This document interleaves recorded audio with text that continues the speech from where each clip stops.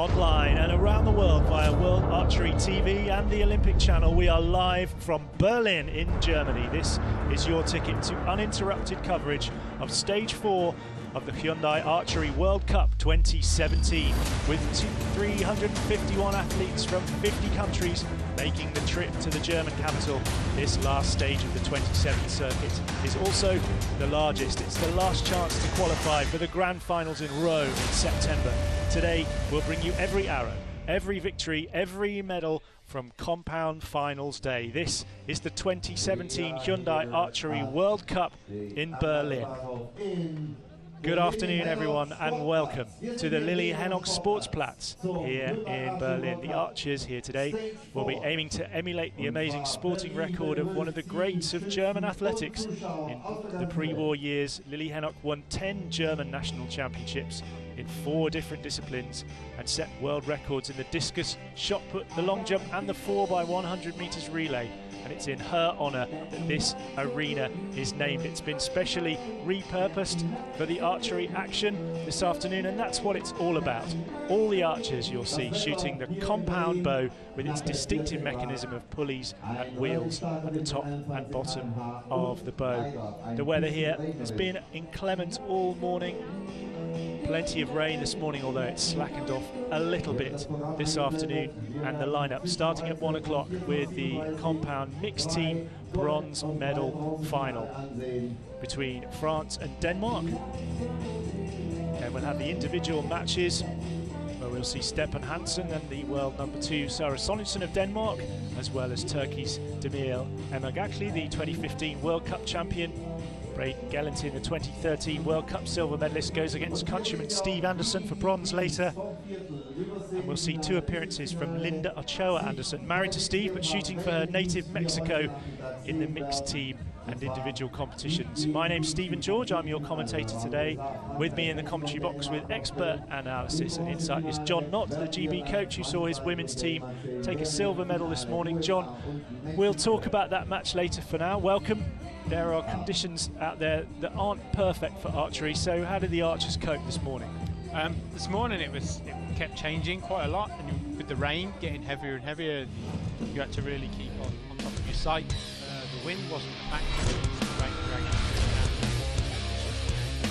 So a little bit drier this afternoon for the compound mixed team, and the bronze medal match to get us underway here. And up first we have an all-European head-to-head between 2 teams who are in good form this weekend and taking to the field of play. First of all, shooting on target number 1, it will be the team from France. These 2 guys are really experienced. So Amelie's not, she's top junior around the world. She's been in European finals, and Deloche is just, well, one of the greats of the game. He's been there and done that, that's for sure, and he takes the applause of the crowd as their opponents come out onto the field of play. And 2 more archers who are really setting world archery on fire right now, aren't they, Jetson and Hanson? These 2 guys, absolutely top of their game. They're both the world junior champions from 2 years ago. Stephan's also the individual world champion, European champion, and world games champion only a week ago. So if you want a guy who knows how to win with you, Stephan is definitely a winner. Denmark ranked number 1 in the world currently. France ranked number 7, but all 4 archers here have got a lot of technical ability, a lot of skill. So we're going to see a top-class match here. This is going to be it's going to be who cracks first. Tonya wasn't on the best of form this morning, Jetson. So see if she brings her game. Denmark are going to be so hard to beat. But France have got all the firepower you need really as well. So our judge for this match is Martino Miani. He indicates that it will be the French team to shoot first, lower in the world ranking, so that denotes that they go ahead. They're on target number 1. There wasn't really an advantage between one target or the other this morning, was there? No. Sometimes you see. Absolutely. Both targets shot the same. It's a really fair field. You can see what's happening at the target, lots of windsocks. So let's just see who can take the early advantage, and then can they hold it?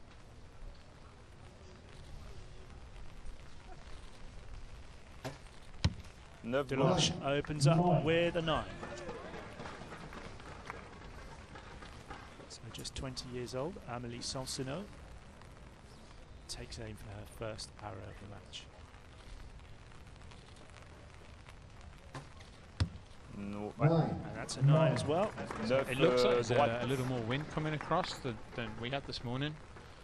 We had the heavy rain, but it was flat calm when we were shooting, so you could just see her hair blowing then. And Jetson with a 10 into the X as well. Perfect start for her.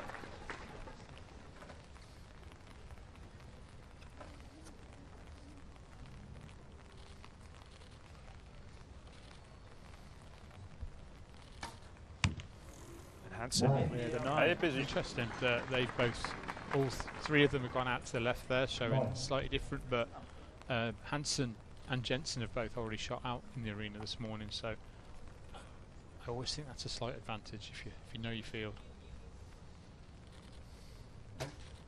Ouais, 10. Deloche finds 10 this time with his second arrow. Doesn't take him long to set that. That's really important that he's dialed in now. So Sansenot again.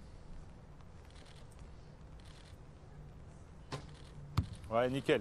And a 10 for her as well. Great arrows there. 38 to begin for France out of a possible 40. Des trucs. Chance for Denmark Beaucoup, là. Non, to take a point if they get both of these. Høj 9 til højre. Jetson was rushing. Masser af tid, Stephan. 30 sekunder. Og tiden. La première est peut-être un petit peu... Un peu écartée. Ouais. On est d'accord. Je pense qu'elles vont toutes les... Here's Hansen, he lands 10 as well. So 38 points for Denmark as well. Scores are tied at this stage. First end.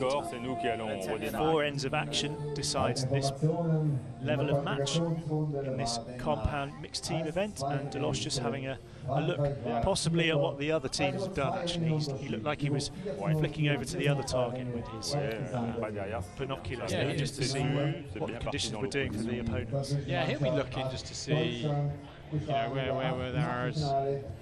He'll be looking at Hanson's predominantly, but it's all square, so both teams looked a little nervy, which I was really shocked at when you've got that level of experience. But yeah, can you perceive that then as someone who watches archers up close all the time? Because looking at it on the screen, even here in close up, and to me, they always look so relaxed. You've got to look at it in the compounds. If you really want to see what's going on, look at the end of the long rod or the little bubble in the sight, if you can see that. And a very small movement in the body is a big movement on those sights. So they're trying to keep that their sight right dead on the 10, because the compound bows are so accurate that the arrow will go, as they say, where the dot is pointing. So if you're not on the 10 when your release aid activates, chances are you're not going to hit it. So that's why you see so much weight stacked on these things. So France will shoot first again, and Deloche will get them underway one more time. A 9 and a 10 with his first two arrows. So they need to start building the pressure on Denmark now with a pair of 10s here, really. Ouais, nickel. Great shot. That's one of them. X gauche. Sansenot, I've been really impressed with this season. She's really come on, hasn't she? Yes.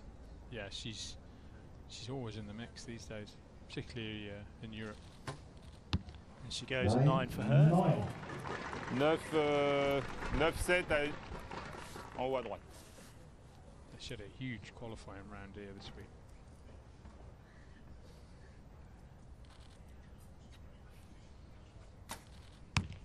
Jensen gets a 9 away. When they shot last time, there was really heavy rain. From what I see now, it's not as heavy, and the arrows have started climbing immediately, and that's what I mean about the rain drops or raises the arrows. Yep, 10 for Hansen. All square still. Absolutely, 57 points each. It's going to be close all the way to the wire here.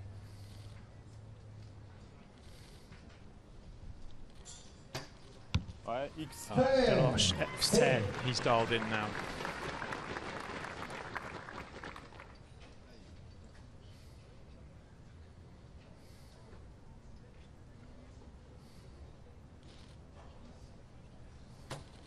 Ouais, c'est bien, Amélie. Sansono with the 10. She's bon. just No. got the line there, the arrow So touching the line, so it'll be upgraded to a 10, and a pat on the back from Pierre-Julien Deloche. Tout, en fait. that's the first pair of 10s we've seen. Regardez, au début, là, j'ai pas regardé. That's Gets her arrow away. It's a 10 for her as well. Masser af tid. Il s'est dit, je vais te le supprimer. C'est fou. C'est pour ça que je vais regarder. Yep, X. Hansen Godt. with a 10. Beautiful shot from him. So 39 for that end for both teams, which means they both have 77. John, I just look at Hansen. He's so focused, but he looks like he's just got out of bed. Yeah, he's a really laid-back guy when you chat to him, and just gets on with what he knows he's really good at. He works so hard as a professional in this sport. So he does look laid back. He is really chill when he's stood on the line. He is a really fierce competitor. And I've never seen a guy who hates something as much as Stephan. Really hates it. That's a characteristic of a champion, isn't it? Yeah. Can't bear it. Whether it's table tennis with the children, whether it's here on the arena that we've got today. It's always about taking a knock. So if you had to pick it at this stage, it's very difficult. And both teams' top score is 155 in the knockout rounds. Yeah. And they're level on 77 here, so they're on for that. But who would you pick? I can't call it. You know, they both suddenly, they both kept missing the little one, and then they both just put a pair in. So I think France shooting first still have got a chance to build the pressure on Denmark. So if they keep putting the 2 in, Denmark have got to match it. But then if France drop one, that's a chance for Denmark to edge it. So I think it's about who's going to drop the next one. I think they're both dialed in now and on it.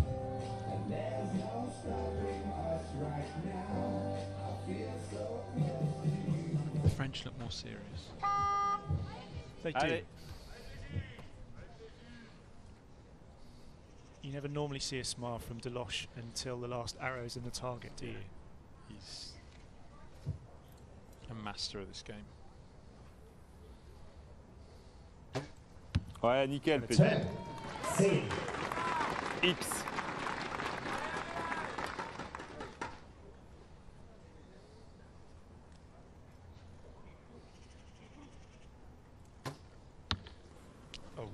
Sansono with a loose one.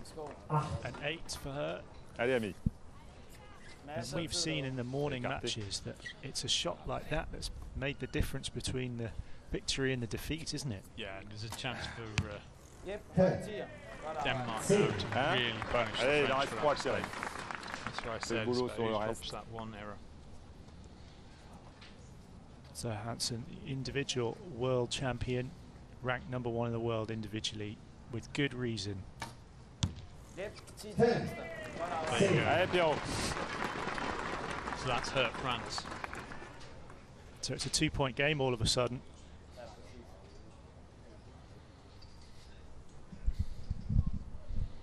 So Deloche cannot afford to miss now. He really can't. Ouais, nickel. Doesn't he? Comes up with another 10. That's 3 straight on 10s in a oppose. row for Pierre-Julien Deloche. Ouais, Amélie Amélie, c'est bien. Sansono makes amends for her previous shot with a 10. A rueful smile though, because she Yeah. knows. Well, that she knows now that they're relying on Denmark missing rather than them keeping the pressure on. Yep, Oh, faut X. pas- And they don't look likely at this stage. Hansen Vous with a faites 10. 2 bonnes fêtes chacun. Après, on verra. 25. Le match, c'est un Masser bon match pour l'instant. Il faut rester comme ça. 15. X. 10 perfect score for Denmark. So 4 straight 10s for Denmark. Didn't drop a point in that third end. 117 points for them, and they've got a 2-point lead now, John, and that looks like it's going to be very tough to crack. Well, you can see from Hansen's smile there now that he knows they've got some breathing space.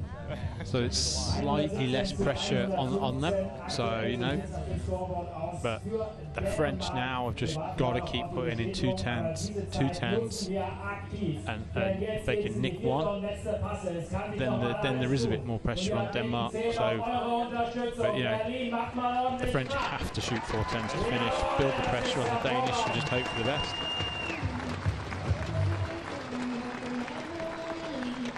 Crowd doing what they can to lift the spirits of the archers down there on the field of play, warming up here in terms of atmosphere, certainly in Berlin, even though the climate's not doing us any favours just now.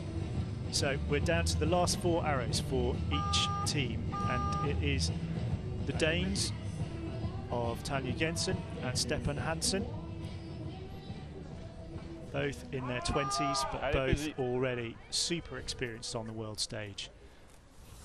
Can they hang on, or can France come back? Here's Pierre-Julien Deloche. Needs a 10.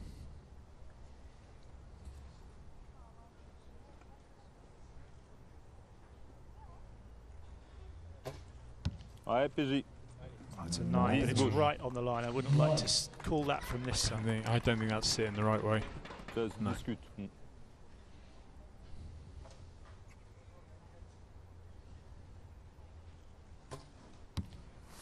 Also, no, another 9. Yeah, that's not going to help them at all. Denmark are just going to shut the door in their face now, I reckon. Ouais, la tienne, je pense que. 9 lige ude, lav venstre. Allez. Une belle flèche chacun pour finir. Made a strange move off the shooting line there, and there was some noise at the far end of the field too. But it doesn't look to have bothered Hansen. Calm and focused as ever. Yep, midt til venstre. Godt arbejde. Yeah. Just his first arrow of the 49 sekunder til sidst 2, så det er bare tage det stille og roligt. of the match out.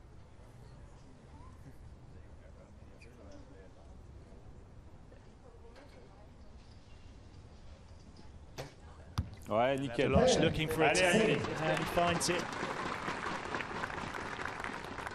Allez, on fixe, on oppose.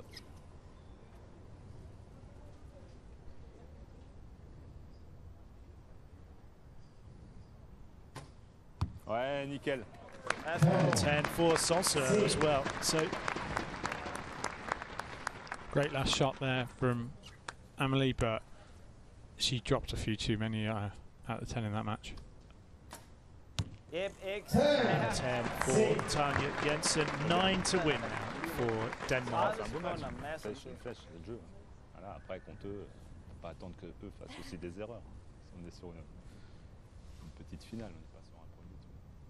Mais honnêtement, c'est un joli match.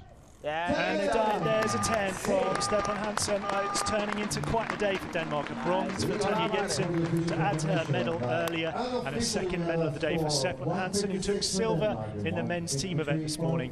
And now another bronze in Berlin at stage 4 of the Hyundai Archery World Cup. Congratulations to Denmark. They shake hands with France, who shot bravely, but one loose shot, John, was all it took. Yeah, just that halfway point there where it really was anybody's game still. As I said, you know, it's going to be the first mistake or the first window, and the French shot the high 8, and the Danes just punished them straight away, didn't they? And then that was it, really. Absolutely, and that's their highest score of the competition in knockout round. 156 was what they needed to win, and you'd expect that in a way. It's a good score for the conditions. Yeah, you know, as I said, the stuff's moving around out there. It's not flat calm. You're not going to see a perfect score out there, I don't think, today.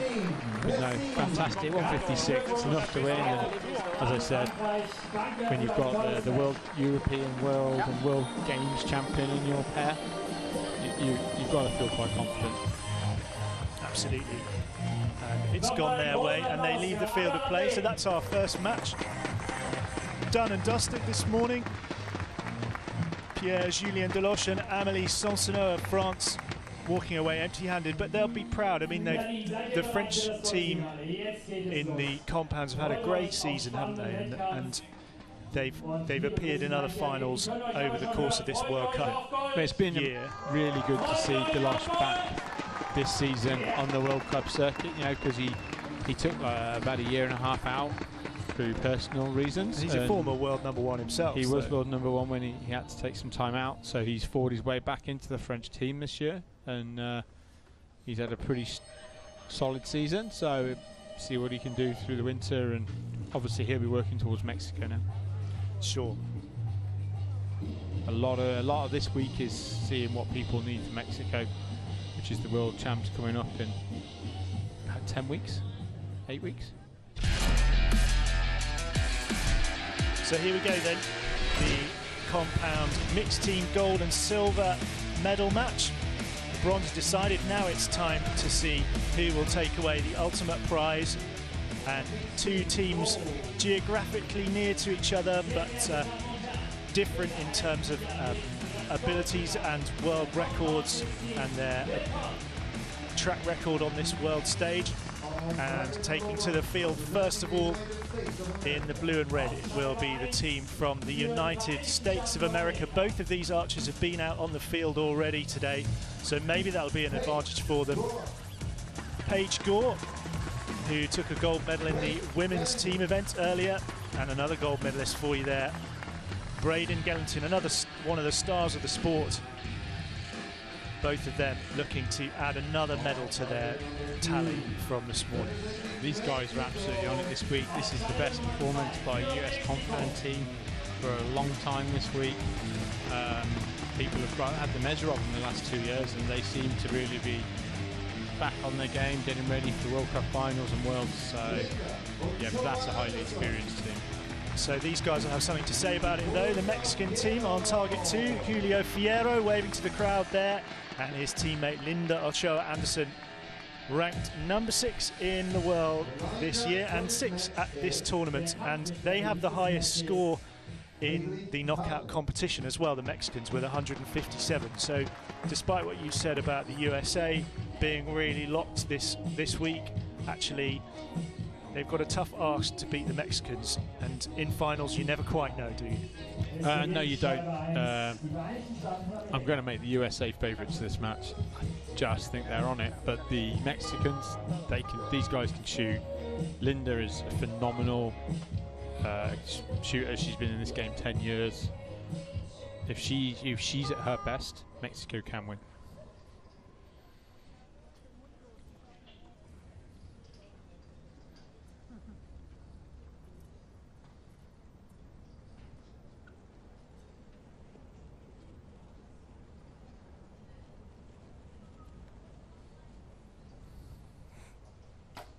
Paige Gore gets the USA underway with a 9. That was a really long shot. That must have eaten up a lot of their time.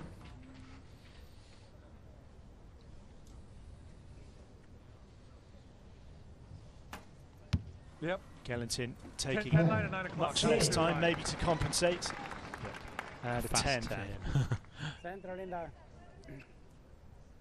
So over to target 2. And here is Ochoa Anderson. A 9 for her as well.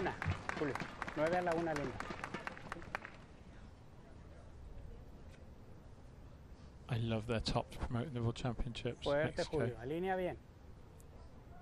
That's a big moment that a lot of these archers are looking forward to later in the year, but for now they've got to stay focused on Berlin, and a 9 for Fierro, which means there's already a point in it for the USA, and we're back with Paige Gore. But again, Gellington and Gore had both been out this morning, shot on the field, so they're going to feel a little, you know, they've already found their feet, more settled, what I mean, compared to the Mexicans. So,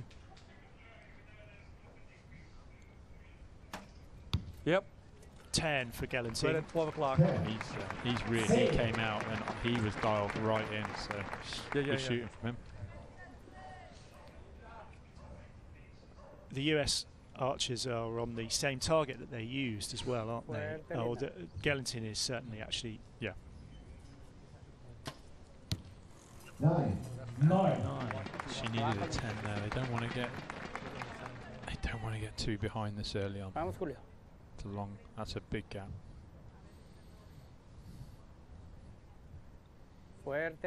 Fierro looking for a 10 into the last 10 seconds, and he finds it.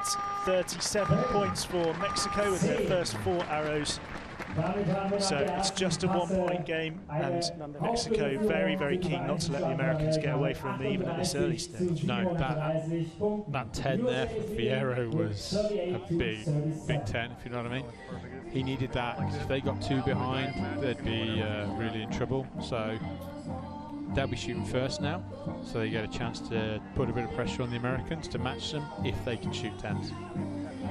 The psychology of that is important, isn't it? It's that you, by shooting first, now the Mexicans have kind of earned that right actually to exercise a bit of pressure, and it does sound that it's going to be that pressure that they'll have to use if they're going to win the match. Yes, absolutely. They've got to break the Americans.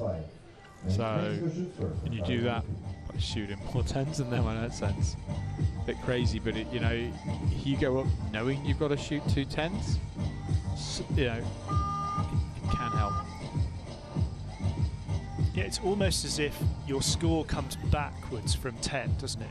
That you can't shoot just as well as you hope. You just have to make the 10s every time. In this game, you can't afford to miss the 10 in compound at this level. You have to shoot 10s.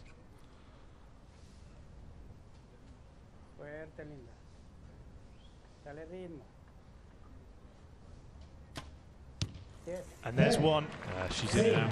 So she's Linda Ochoa. She's so experienced. She won so many medals over the years.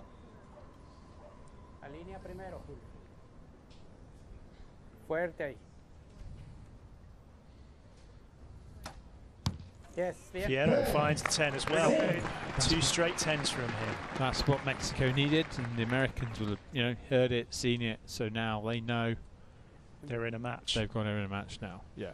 Gore hasn't found the 10 yet, so. Yep.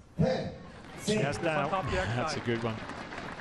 She was the difference in our match this morning. She shot absolutely phenomenal for the US. She's very solid. She went in that middle position and she really played that anchor role, didn't she? Yep. Yep. Right, 10 for Galantin, and he performed the same sort of function for the US men's team. He's a very fast shooter, so he can use whatever time he's got left from his other teammates, and always very solid.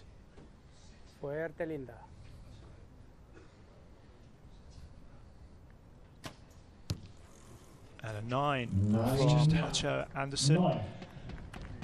Just another puff of wind might have taken it onto the line and in for a 10, but not to be, and a slight frown from her because she knows that the hard work they did with the first 2 arrows slightly undone now. So pressure on another 10 for Fierro. He didn't find it. So this is the other side of, you know, when I said if you get to shoot first and you put 2 10s in, if you don't, what you're then doing is there's less pressure on your opponents to have to match it, but there's also a chance for them to now build their lead. Yep, right there. Paige is already ensuring they're doing, so this is already starting to get away from the Mexicans. Braden's got lots of time to be really accurate.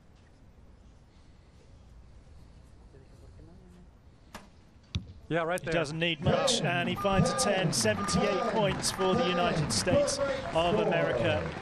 4 straight 10s for those archers, and they've got a 3-point lead at the halfway stage. Yeah, that's a bit of a mountain already, because these guys don't really drop that many out. So Mexico just got to build the pressure and hope, you know, that there's a big gust of wind and it starts the Americans having to work a bit harder.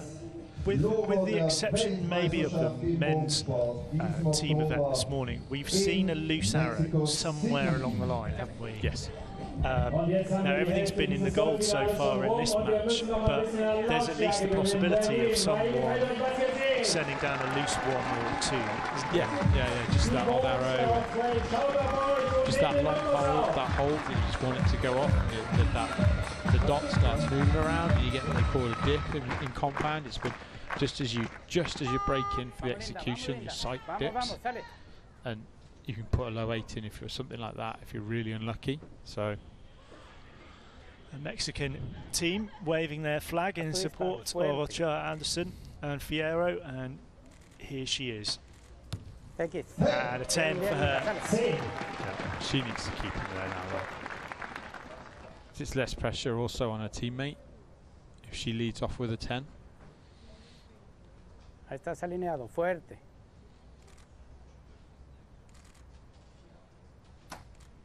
Bien. And a 10 for Fierro. Bien, Julio, bien, Julio. Yeah, a little puff of relief too as well. Yeah.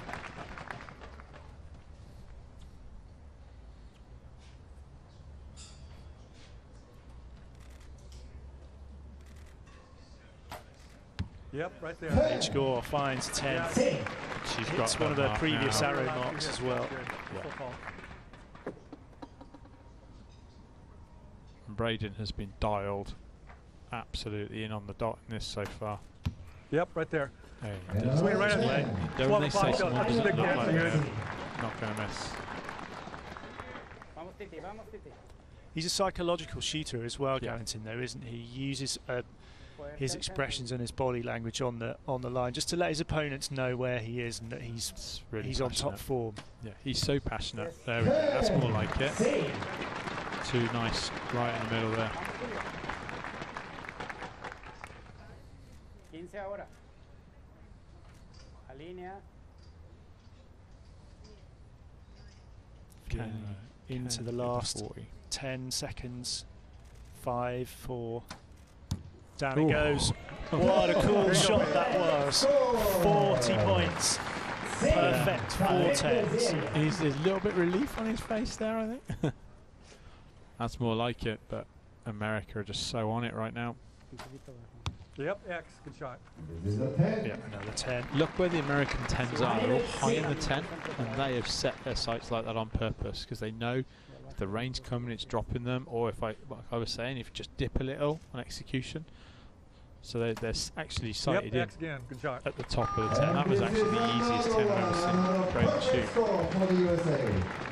And they've maintained their lead. It's still 3 points. Mexico have 115, the USA 118. There's one more end to shoot to decide who takes the silver and who takes the gold. And right now, the USA in a commanding lead with 9 10s in a row now as well for them. So, but only one X.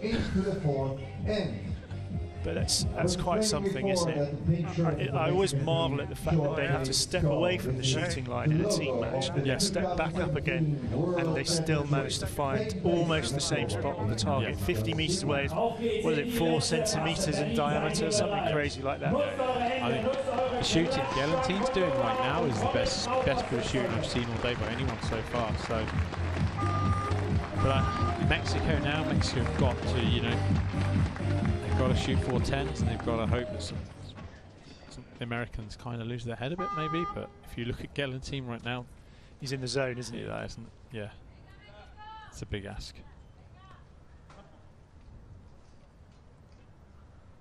Fuerte, linda.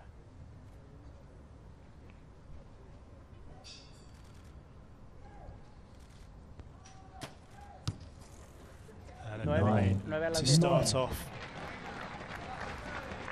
Not what the Mexicans needed at all. And she's straight back in the next match as well, so she's going to have to reset herself pretty well. Alinea más. Fierro also with a 9. You could just see then that his backhand was wobbling around quite a lot. So I wonder if there's a bit of wind down there on the shooting line now, and it's just, I can feel it coming on us. Moving around a little. You can feel the wind coming into the commentary position just here. out And at it maybe 1 o'clock. affected Gore missed one. Gore as well. She's into the 9 there.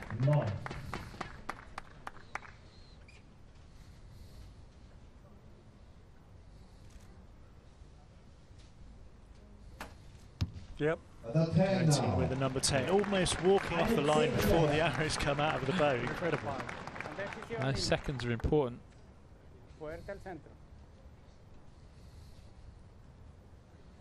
Mexico have to get 2 shots in now, and 24 seconds gone. And that's a 10 from Ochoa Anderson. Finished on a 10. Which should be good for her, because as you say, she's up again immediately in the next match after this in the individuals.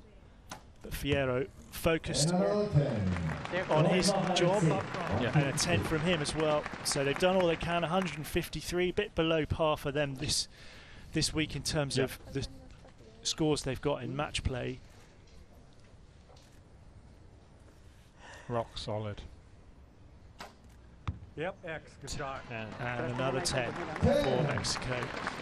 I don't even know whether Braden Gallatin knows what a 7 looks like. So let's see what he's got. This is for a clean match from Braden. This is for all his arrows in the no! It's a 9, but and a 9 from Braden Gallatin. As you say, not quite the clean match for him, but it's another gold for the United States of America. The USA archers have both shot already today, so the experience on the finals field's paid off. Braden Gallatin and Paige Gore, both gold medalists this morning, and now they have a mixed team gold medal too. A brave effort from Mexico. We'll see Linda Ochoa Anderson right back here in a moment for the individual match, but for now the moment belongs to Paige Gore and Braden Gallatin from the USA. Solid shooting there for both the US shooters. Double gold medalists, both of them already. Braden's getting a chance later to add a bronze to that, is it? That's right, yeah. Yeah, so good day for Braden so far, and he'll be going into his bronze against Steve Anderson. Feeling pretty confident later, I reckon. Absolutely, he will have had that most recent experience on the finals field, and as you say, all very nearly a clean match from him, which you don't see that often, even at this standard, do you? Especially in these conditions. Yeah, on a day like this, he made it look easy though, didn't he? He was completely at ease with himself. He was in control of his shot, so yeah. Paige Gore just looked like a stone statue at full draw and made you feel pretty confident. So yeah, so the teams are done, and it's gold all the way through for the USA at the moment. We had 2 anthems this morning, and we'll hear the USA anthem again at the end of this afternoon session when we celebrate their gold medal. So now we're into the individuals, and all the archers here are concentrating on the medal matches. The places for the World Cup finals in Rome are locked. So today it's all about what they can do. And in the women's competition, Sonicson of Denmark and Tonya Jensen of Denmark are both through to Rome, as is Lopez of Colombia, Priels of Belgium, Andrea Marcos of Spain, Parisa Barachi of Iran, who I've been impressed with this year, and Yesin Bostan of Turkey, who we'll see later in that individual match for gold later on. So, John, what are you looking forward to out of this little group of 4 matches coming up? Well, the Anderson-Gallatin could be a real humdinger. Is that a good phrase? That could be a really nice match. The Schoenson and Bostan, again, that could be a real tasty match. I think that'll be nervous, I reckon. I think that's going to be really nervy. And then Almagachi and Hansen, I can't work out how Almagachi's going to be Hansen. He's very dialed in this weekend, isn't he, Hansen, as he has been for the last sort of 12, 18 months. Yeah. To be fair, although Almagachi too is a former champion, but our eyes turn now to the individual competition, and you'll recognise her face from just now. It's Linda Ochoa Anderson waving to the crowd. Plenty of support for the Mexican team here. And she's switched targets onto target number 1 this time. So, opponent walking out onto the field with a broad smile on their face in the famous orange of the Netherlands. This is uncharted territory for Sanne de Laat. Yeah. There she is on target number 2. First time I've ever seen her out in a finals field. So, you know, and Ocho has probably been in more finals fields than she can remember. So that is an advantage. So Martino Miani is the line judge for this match, and he's indicated that the match will get underway shortly. Ochoa Anderson on target number 1 in their pink uniform, and then in the orange there, Sanne de Laat of the Netherlands. And it will be Anderson to get us underway, stringing her bow. First of all. Fuerte y linda al centro.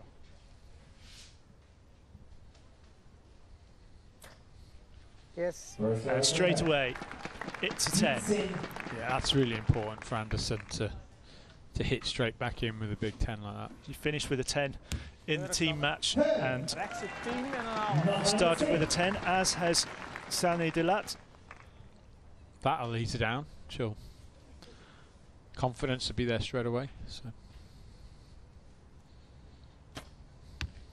Another 10 for Anderson. Each archer with 20 seconds to shoot their arrows, and landing the second on top of the first. Igual linda, fuerte ahí.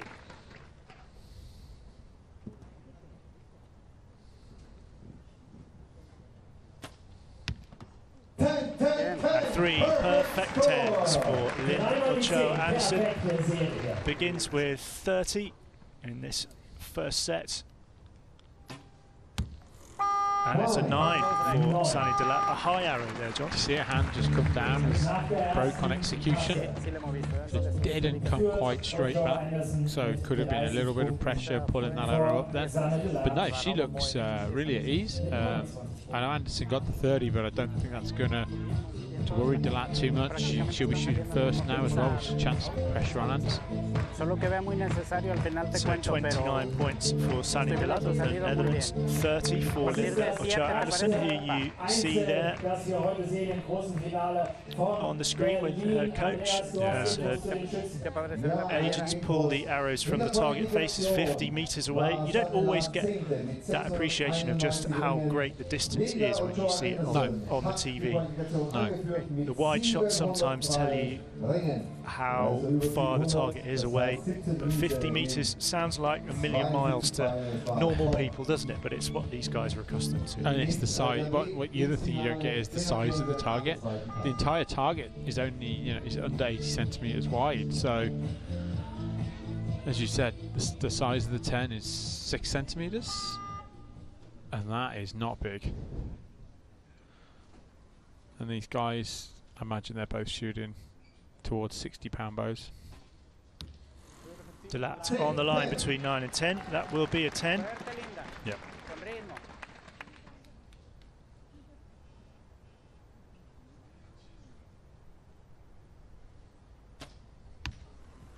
And right in the dead centre of the target from Anderson. Perfecto, linda, Yeah, perfecto great shot. disparo.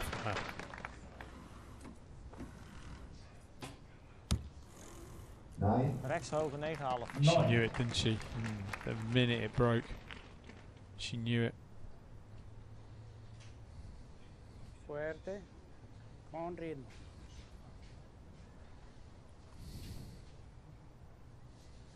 4 arrows, 4 10s so far from Ochoa Anderson. Oh. And maybe the clock was running out there on her, and it told because she Yes. shoved in an 8. Sometimes she can just get caught up with a slightly long hold, but de Laat didn't hurt her enough for that. So a 9 will keep the scores level. And 9 it is, so it's 57 points each now between the Mexican and the Dutch archer. After 2 sets, 57 each. And it's still now, isn't it? The rain has stopped falling, the sky is a little bit brighter, it's warmed up a tiny bit.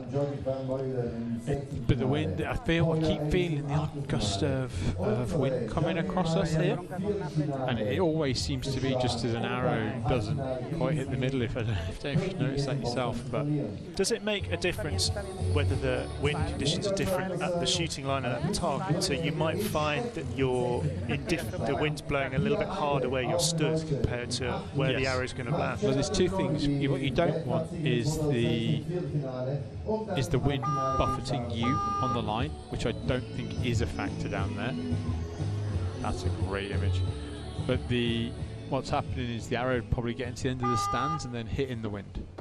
So you're a little bit blind to what's going on. So as you said, you might not feel the wind and the arrow goes off and you blame yourself. She's being really long on her holds now. Another 8. Yeah, that was a long from hold. her, perhaps taking too long to think it through even. Chance for Delat now. She takes it, that's a 10 for her, so she moves on to 67. Delat looks like she's having fun to me. She does, whereas Ochoa Anderson looks like she's just got a job that she's got to do. Yes. 9. 9 for her, and she's strangely not looking like she's enjoying herself at all. And another 10 for Sally Delat.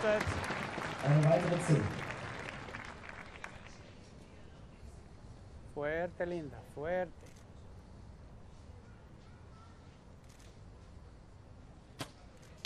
And there's Ochoa Anderson with a 9. Again, Anderson's down to a couple of seconds when her shot's going off, and whereas Delat only taking 10 seconds tops for her 3 10s there. yeah, And that's a lead she's building for herself. 87 for the archer from the Netherlands, and 83 now for the Ochoa Anderson. yeah. And Anderson's coach doesn't look.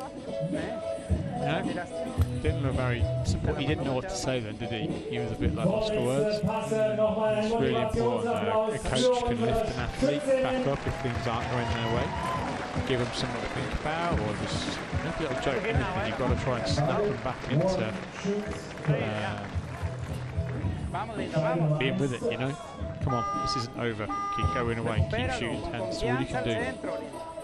Make them think. Make your opponent think about it. Yeah, a little bit of a fist bump there, but that's all. Perhaps still thinking about the last match and how that got away from her for silver in the mixed team event. Got to focus now on the target. She's done that with a 10. Yeah, much better.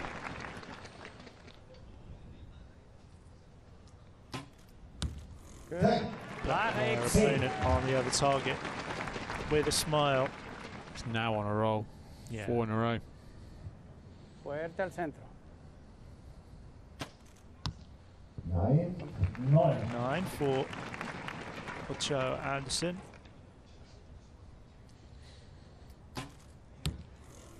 And an 8 there from Delat. So that's loose from her by comparison to her other arrows today. So suddenly a bit of hope again for Ochoa Hansen. 9. 9 for her, 111 points now. And another 9 for Sani Delat, so the lead's back to 3. 114 points for Delat of the Netherlands, 111 for Ochoa Anderson of Mexico. And she had a little chat with herself, didn't she, Linda Ochoa Anderson, in between those two sets. She said pretty much, I guess, what you were saying just in commentary. Make your opponent think, focus on your game. Yeah. And you just got to keep attacking that 10. And if you're going to keep attacking that 10, you will make your opponent think. Because if they hear 10 coming out the loudspeakers, they know they've got to get one. And it's the game, when people start trying to not miss, is when they start making mistakes. They tighten up, they take longer on their shot, they try and over-aim, they try and make such perfect shots, where if you just go for it, go for your shot, you're much more likely to hit it. But look at the sets, the swing in this match has been crazy. So down to the final 3 arrows for each archer. And a great start there. Yeah, that was a quick shot. She had loads of time left on that.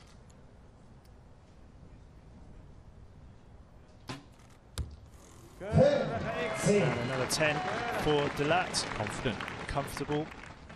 Very calm.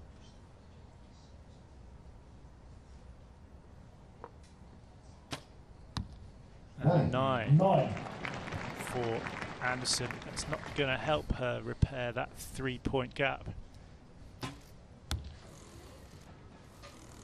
And an 8 for Delat. So that was loose from her, and the lead's down to 2 now. A 10 would really help her now.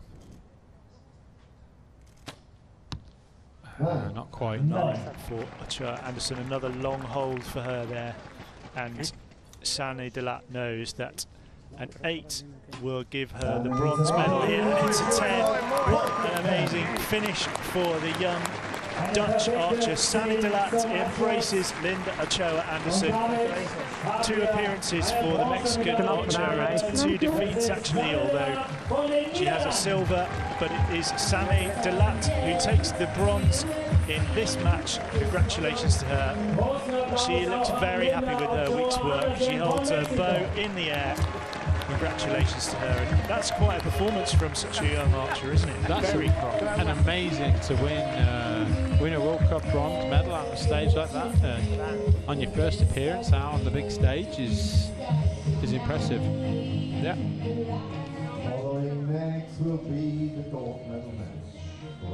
So a great effort from the 22-year-old from the Netherlands. Sani Delat defeats this week's #1 seed and bags a bronze medal to take home. She only made her debut last year, and if she can keep up this standard, she's definitely one to watch for the future. She took a team silver in Salt Lake City in the last round, and now she has an individual medal for Sani Delat of the Netherlands. Yeah, absolutely. She's part of a strong Dutch women's team who we see out in a lot of finals fields. And I imagine she'll really be training hard now, ready for the World Championships in a couple of weeks' time.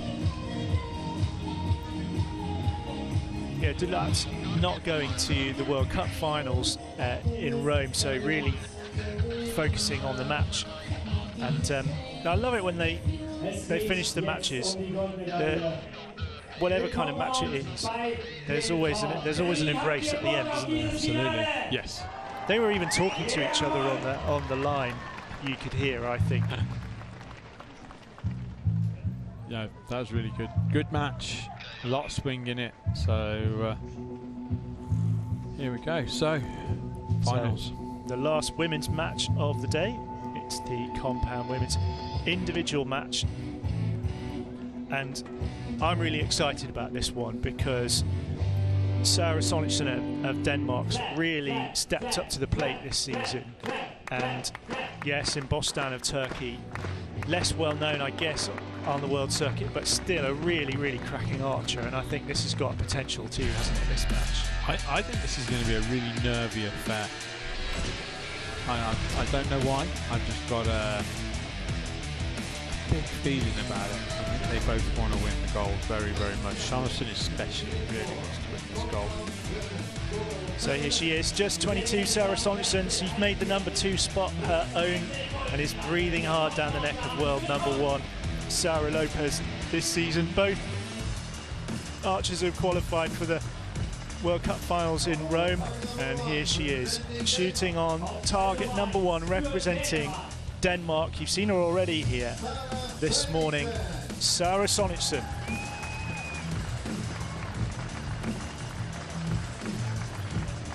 Jonathan's been in loads of finals this year. She's won some massive events indoors and outdoors. So yeah, let's see what she can do.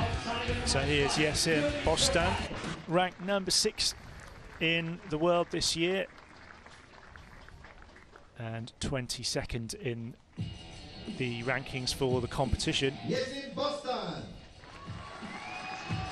Both these archers 22, but it's Sonicson who's got the greater experience and the heavier medal load on her mantelpiece at home. Very much so, yeah.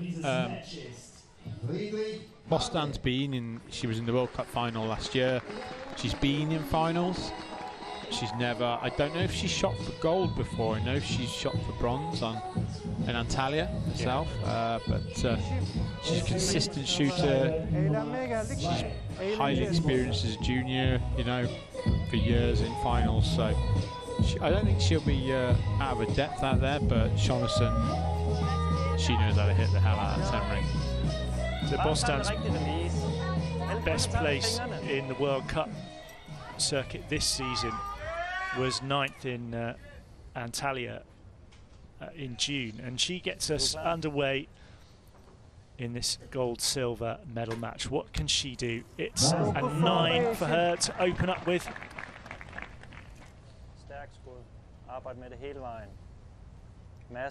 Sonicson now has already shot on this field today, and she opens up with a 10.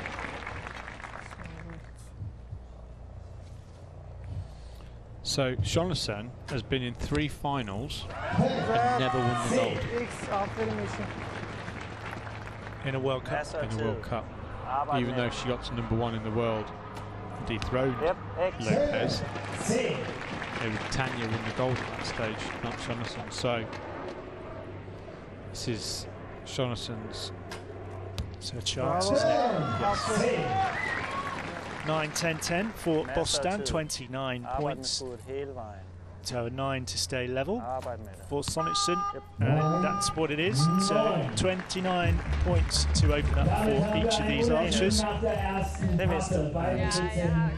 Is that Martin Damsbo there in the coach's box? So you wouldn't mind that kind of experience stood behind you, would you, if you were shooting for a medal? He's as good a coach as he is a shooter. He's incredible. Been a bit of a family affair this weekend in terms of archery. You don't see it too often, do you? But Mr. and Mrs. Damsbo and Mr. and Mrs. Anderson have been out here shooting for medals. Yes, not a bad trip for Berlin, is it? It's kind of, yeah. It's pretty good, isn't it? A family business, shall we call it? When you're coaching, and I mean you shot at a very high level yourself, but when you're coaching, what are the words that you're using to settle your archers down? Or is that even what you're trying to do? Are you trying to hype them up? It's a bit of everything. You just keep them on a level, but keep them believing. Never let their head go down if they're behind, and if they're in front, you've got to keep them down. No, don't let them think they've won already. If you do that, you'll lose. And if they're behind, don't let their head go down. You've got to. Different archers like to hear different things. Some like silence. Some like a lot of encouragement, keywords, stuff like that. So Bostan needs to be careful. She doesn't get behind here. It'll be a very long road back.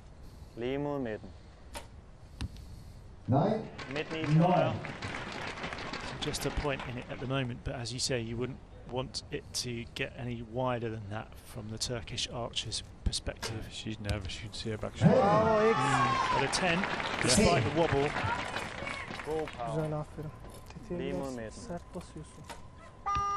A 10 for Sonicson. She's looking the more relaxed of the two, even though she doesn't look entirely comfortable. And she's got a 1 point lead now over Jetson Bostan of Turkey. So just looking at her form coming through, Bostan incredibly consistent, 144s and 145s all the way. And she actually knocked Paige Gore out, so that is so she really can bring the... Yeah, and Gore was, as we've seen twice today, shooting brilliantly this week. Yeah, and she shot her best best match there as well. Well, there's some scalps there for Bostan on this route. You know, Laura Longo of Italy, no slouch. Sarah Peels, who's qualified for the finals, as has Tonya Jetson. Yeah, so she's knocked out 3 really good shooters on her way to this final. So you saw Sunny Delat just in the last match. Yeah, really hold her own against Ochar Anderson. So absolutely, she'll believe in herself, won't she? Where even though she's behind. Jonathan kind of had a slightly easier route, I'm going to say. She had a couple of real thrashings. So 10 to begin. Yep. But matched by 10 from Sonicson.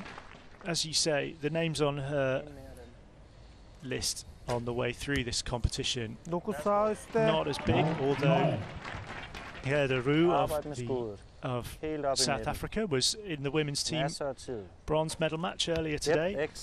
And Cassidy Cox is a gold medalist this week, having won with the USA women's team. You can only beat the opponent that you're shooting against, I guess, and they both earned their spots here. Really? Bostan's keeping strong. She's just got a little bit of breathing space. So, still a 1-point game. 20, very consistent though. So Sonicson 3 ends of 29 points. Yes. And just that 28 in the second end for Bostan, which is the difference. There Martin just having a little chat. Keeping it friends. Whereas there's a slightly more professional atmosphere that you can perceive between Bostan and her coach, can't you? But Dansbo, Jetson, Hansen, so they travel the world together every week. They're everywhere. If they're not at a World Cup, they're at something in America now, or indoor season. Those guys from Denmark are such a tight unit, and it's incredible what they do and what they've achieved in the last few years, these guys.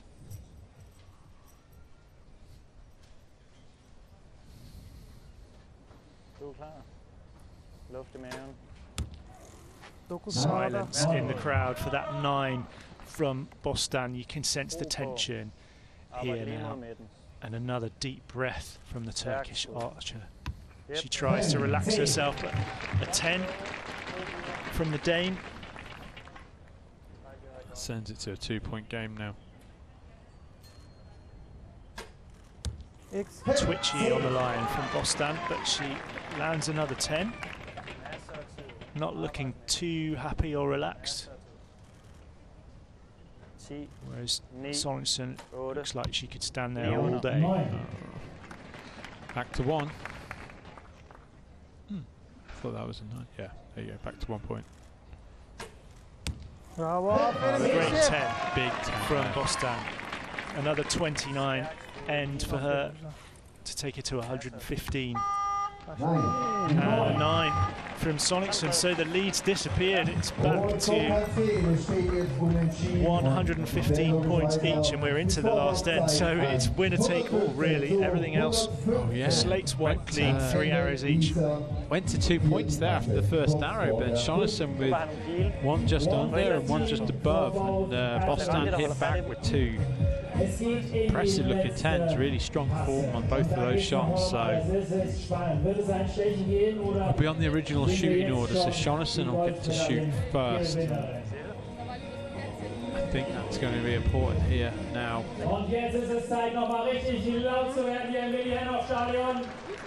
So you said this would be a nervy one, and so it's proved actually, because you can see that neither archer's completely comfortable with themselves.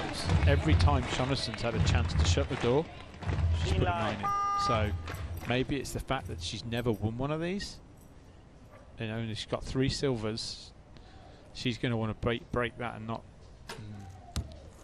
9 for Bostan. Decent marker, but here's a chance. Take it. That's a 10. And here's where the pressure comes into it, isn't it? This has to be a 10. Güzel, aferin. And it is. So 10 to keep her lead. Arbejde lige mod midten. Stærk buer. Yep. And she's got it. Nice. So still 1 point in it. Bostan's got to make her think. She's got to make her work for it. She's got to shoot a 10. Oh, she's struggling. Yeah. 9. Just see that. So Waggling around there a little bit on the line. 9 to win her first World Cup. Lige mod midten. 10. And there it is, a 9, probably a 10 on the line, but it's enough. Sarah Sonicsen is the winner. And look at that embrace between and Martin Damsbo. Maybe it's felt like a long time coming. She's been brilliant all season, Sarah Sonicsen. She embraces her opponent, the Turkish archer Yesim Bostan, who will have a silver medal, but it's all about Sarah Sonicsen. What an amazing week she's had, what an amazing year she's had. She is the gold medalist here at the Hyundai Archery World Cup 2017 here in Berlin. She thought about it, didn't she? She saw herself getting over the line, she couldn't quite make it, and then she did it right here. I said it was going to be nervy, and it did come down right to that last arrow. Bostan didn't quite have enough to put that last arrow in the 10. So Sonicsen just had that little bit of breathing room that she needed, and she made that last great shot she needed. Huge relief, I imagine, for Sarah Sonicsen to finally win one of these, because she'd been silver girl 3-4 times now. And it's told her that she can win. I think that's huge. Would that be very telling when she gets to Rome? She'll have stood on the podium, she'll have heard her national anthem, she'll have that gold medal in her back pocket somewhere telling her that she can do it. Absolutely. And you know, Lopez is going to be in Rome, and she's not afraid to win, and Sonicsen knows she can win now.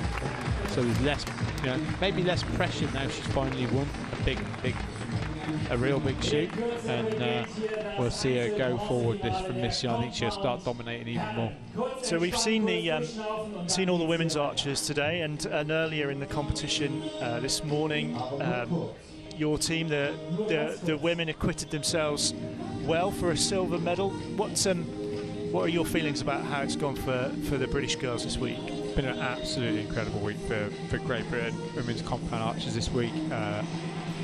Really new looking team. Lucy O'Sullivan here, who, she has been doing this for 10 years on and off, but she comes in and out of the team a lot.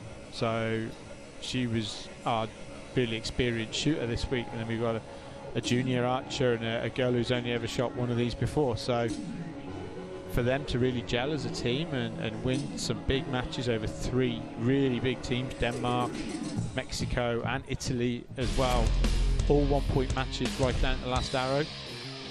I couldn't have been happier with how they did. They shot an absolutely great final against the Americans today. It was just one or two loose arrows, and it was a really close match in some pretty horrible conditions. So super proud of them, and they'll be really looking forward to Mexico from that. Good stuff. So on to the men's individual matches. 2 more for you to watch here in Berlin, and it is the bronze medal match first of all between 2 archers from the USA, and there's the big cat Steve Anderson taking the applause of the crowd, puffs out his chest, rubs his hands, because he knows he's been out here already and he's got plenty to shoot for again, but his opponent isn't going to give it away for free, because he's done a brilliant job for his team this week. So now what about an individual bronze medal? Which of them's going to take it? Will it be Anderson or will it be this man here, Braden Gellentin, shooting on target number 2, both archers from the USA, John. So how does that make a match different to if you're shooting against someone from a different country? This is a battle of big guns, isn't it? Yeah. And these 2 are the biggest hitters in town. And Gellentin, 10 years he's been winning these things. He knows how to win. He looks absolutely on crisp form today. Anderson been getting better for a few years now. He's had one of his best seasons ever, but I think Gellentin's got a bit too much experience for this one. They're great mates off the field of play, but trust me, right now, they're doing anything to beat each other. Sometimes in the past, Gelentine's blown hot and cold, hasn't he? Yes. He's undoubtedly a talent, but mercurial is kind of a word you'd use about him. But I haven't seen that today or this week. He just looks incredibly focused. Yeah, he's back at his best this year. Braden off form is better than most people could dream of, but when Braden's at his best, he's so hard to beat. He's a showman as well in these events. So Anderson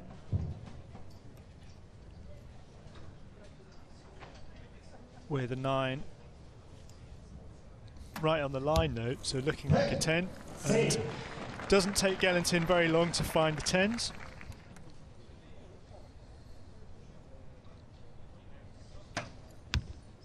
And Anderson with a 9. Edgy. From here, not looking like it's close enough to be upgraded. Gelentine's arrows away and right on top of the previous one, so 29 points for him to start with.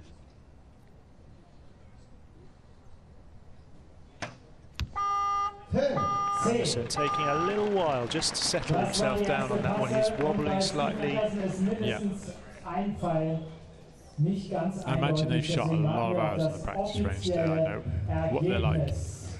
And he's wandering over for a chat. They haven't brought a coach out with them. They're coaching each other. This is brilliant. Yeah. Is his coach, Braden is his coach, they are coaching together. They're turning it on for the crowd. That's lovely to see. Well, that's, you know, when it's teammates, it's hard to take coaches out there. Sure, and also, you know, this is a bronze medal match too. I think if it was silver and gold that they were shooting for, maybe they would just crank up the pressure on themselves a little bit. But what they're trying to do here is release the pressure on each other, aren't they? Yeah. It's been a great day, and it's been a shame about the weather in the beginning, but it's definitely improving, and it's been improving all day long. And now the crowd who sat through the rain this morning getting their rewards, really. They've seen some great matches. Yes. Absolutely. So Steve will be shooting first, and he needs to put some 10s in, or his mate will be over the line. Oh, they got 29 apiece. Interesting. That arrow got upgraded. Arrow was upgraded, yeah. So 10 to start. Here's Anderson. And a 10 for him too. It's like watching two Rockies in the same ring together, isn't it? And they're smashing each other over the head with each arrow. I haven't seen this Gelentine this relaxed for a long time. What do you put that down to, perhaps? I don't know. I guess he's just in a good place with his shooting. He's winning matches again. And that obviously makes it more enjoyable, doesn't it? Absolutely. 10-10-10. A couple of World Cup Gelentine.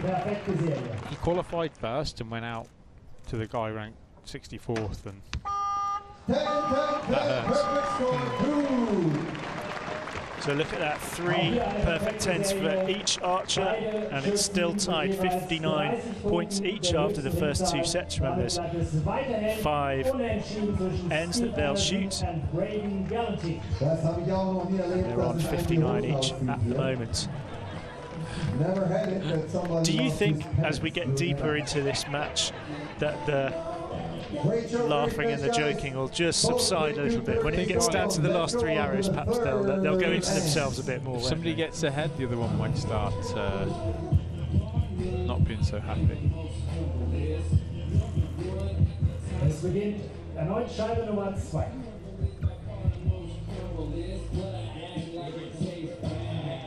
Braden already with 2 golds in his pocket today, don't forget.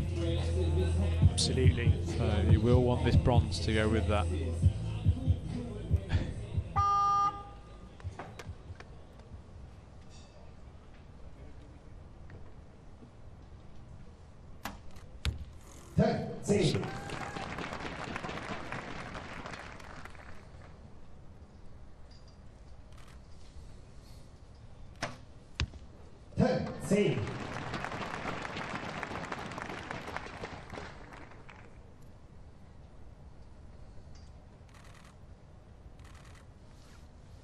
Galantine, twice winner of the World Cup title. Won in Tokyo in 2012, and he won another one, I can't remember where. There's Anderson, and a 10 for him, so 2 10s. Galantine's last arrow, 9, so he needs a 10 here. Finds it, 88. Hansen, a 9 to keep pace. 10 will open up a 1-point lead. Look at that, 3 arrows right in the centre of the target. Good job, Steve Anderson. So while we collect those arrows, let's have a little look, John, at their route into the final. So they qualified very evenly, just a point between them. 708 points for Anderson, 709 for Galantine, which means they were 3 and 4 in the qualification field. And here they are in the bronze medal match. So that's gone with form completely, hasn't it? They had buys each in the first couple of rounds, and then you've got some interesting victories there for them both, actually, on the way here. So Anderson seeing 2 Turkish archers on his way through. He got rid of one of them, Evren Kagiran, 148 to 144, and then lost out to Demir Elmagakli, who we'll see shooting for gold shortly. And Galantine, good victory for him, 148 to 146 against Abhishek Verma of India in the quarterfinals. Really match. Set him up. That was a big match. Yeah, Victor Orts, very talented Hungarian junior archer. Yeah, and Scott Bryce of Australia as well. So yeah, Braden got better and better through the day, really. And it was only a perfect 150 from Hansen that took him out in the semi-finals. So he's determined to make the most of this bronze medal match now here, and he's got 2 10s so far. 9 from Anderson, so it's a 1-point game now in favour of Galantine. 1 more arrow this end. What's he got? A little grimace, and it's a 9. No, he didn't like that at all. He knew that. Yeah. So 10 to stay level for Steve Anderson. Look at that. Comes up with it. 17 apiece then. Great shooting from Steve Anderson. Under pressure there, needed a 10 with that last arrow, found it, and Galantine couldn't make him pay, or couldn't allow him to step into that gap that he'd left. No, they're enjoying their bronze medal match here, but I promise you they both want to win. Yeah, absolutely. And only one of them can stand on the podium later on this afternoon, and you can bet that they'll both want it equally. Aren't they both locked into Rome as well? So they are, yeah. They're both going. They're the USA representatives for the World Cup finals in Rome in September, which promises to be great. Actually, there's some really great archers on show there, and lots of the archers you've seen today will be there and are bang on form, so it'll be a real showpiece. I've been in that venue. It's incredible how they're doing it. Yeah, another venue like the qualification field in Berlin here, full of history, and that's what World Archery do so well, is they put these World Cup matches right in the centre of things, in some fantastic venues, and they've got archery to match here. 2 10s for Galantine, 137 points for him. Anderson needs a 10 to stay level. What's he got? It is a 10. So 20 seconds of this match left for Braden Galantine, unless we get down to a shoot-off, which could happen. He's a little nervous. But down it goes. 3 10s, 147. So Hansen must get a 10 to tie this match. Oh. No more pressure than that there. Told on him. Finally, a 9 for Steve Anderson. and an embrace between these two great teammates. They put on a show for us here this afternoon, but the winner and the bronze medalist punches the air. Braden Galantin takes the match, and a bronze medal to go with his 2 golds from earlier on. What a weekend for USA. Yes, as I said, USA really back on form. They showed it in the teams. Yeah, been a good one. I imagine they'll like somebody in a goal, but in an individual goal. Yeah. I'm surprised that Raw didn't make it in the women's, but I'm sure she'll be pushing hard in Mexico at the Worlds. And so, obviously, we're on the World Cup trail here, but all these archers you've referred to it, even the Mexican archers are wearing the shirts already, so everybody's got an eye on the World Championships, haven't they? Yeah, there's the World Cup final for some. A little weekend out in Rome to get out of the way, sort a few bits out there, but then they've all got a month then to prepare for the big event of the year, the World Championships. It's nice to be World Cup champion, but everybody wants to be world champion. The last World Championships in Copenhagen were quite something in front of the Royal Palace there by the canal, and another great venue and another great example of world archery. And we've had a great time here in Berlin this week as well, and just a word to all the volunteers who've been working so hard all week, moving scenery around, moving target faces, generally making themselves useful, and with a smile too. World Archery events run on their volunteers, don't they, as most archery competitions do. And it's been a fantastic week this week. The qualification venue, you know, everybody sees what I call the business end here, but so much happens to get here this week. So many matches on the way, and a great big field with a lot of targets, and people worked really hard to make that look as good as it did this week, and it was quite something it felt special, shooting on that field. Everything's been great, hotels have been great, transport's been great, so fabulous. And you've organised plenty of tournaments yourself back in Great Britain. How does this one compare to other places you've been around the world and other events you've been to? I'll ask you to answer that question in a second, because we're right down to the business here. It's the compound men's individual gold and silver medal match, our final match of the day, and it's between 2 archers who you can really take some time to get excited about here. And the first of them just taking his place on the shooting line, strolling very nonchalantly to his place. Demir Elmagakli of Turkey on target number 1. Arms folded, but he looks like he's going to bring it today, doesn't he? He looks really confident, doesn't he? Yeah. But he's got a bit of a job on his hands, because there's somebody remarkable here to try to get the best of. Stephan Hansen, relaxed to the point of too relaxed in some way.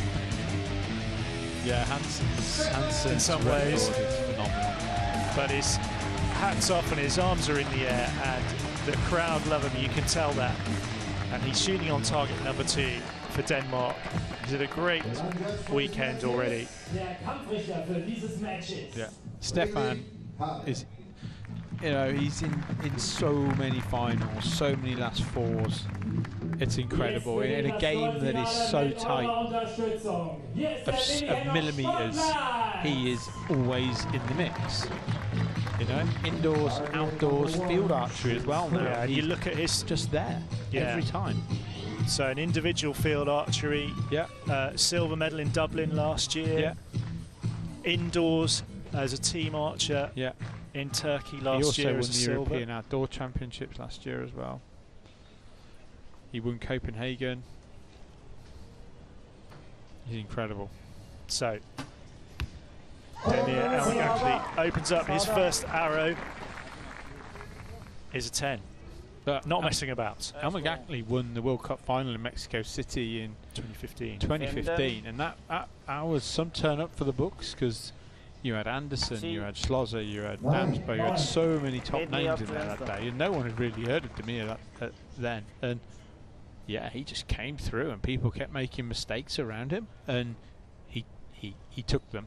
Yeah, he took the chances that were given and walked out of there with a win. So he knows how to win. 15. 9. So 2-point lead. 2 9s for Hansen. Unusual start for him. 9. 9 for Elmer Gackley, so 29 points. Not quite able to make a perfect score with his first 3 arrows, but Hansen knows he'll be trailing whatever this arrow is. It's 10, so it's 1 point the advantage for Elmer Gackley of Turkey. Shaking his head like, what? I don't understand it. Doesn't know how to shoot 9s. At the World Games 10 days ago, he shot 110 competitive arrows on the day with a ranking round and eliminations and a mixed team, and had 105 of those arrows in the tank in a day. That's extraordinary, isn't it?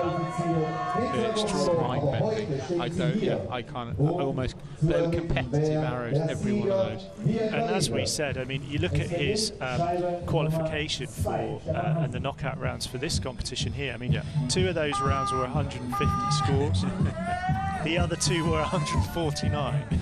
Yeah. So he's shot 2 fewer matches than Elmer Gackley as well because of his buys as well. So, and qualified in 2nd place. Yep. There we go. Yeah. 10 for him. That is incredible, isn't it? Look, 149 tie with his teammate Andreas Darum, and then won the shoot-off. He's knocked some big names out on the way here as well. Yeah, Christopher Schaff, who shot brilliantly for the USA men's team earlier on today. Very solid in the middle there of Gellentin and Anderson, but actually he was just as focused as those 2. So here's Hansen, another 10, finding his rhythm now. 2 10s, 3 in a row. Here's Elmer Gackley.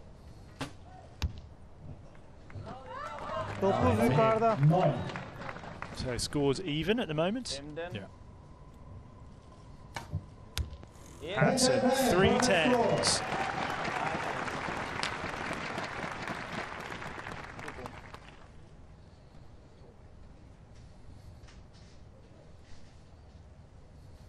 Elmer Gackley needs a 10 to stay level.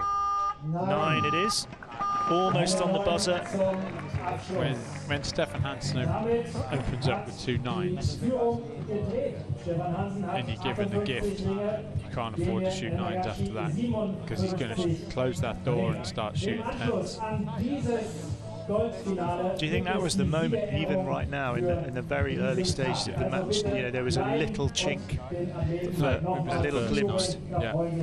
Because he needed that. If he got at 30, then he could have walked out with 2 points. But Hansen will keep plugging away.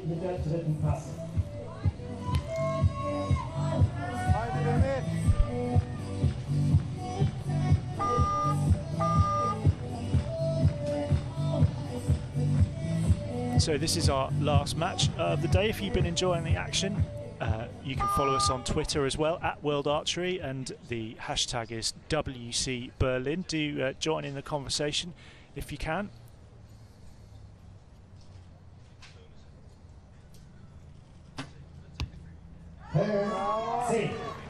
Ten for Elmer Gackley. That's really important, that. You got that.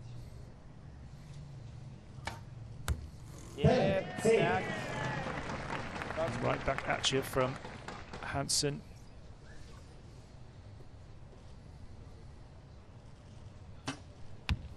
A 9 from the Turkish archer. You kind of feel it slipping away from him, don't you? A lot depends on this arrow. It's a 9. Beware those predictions.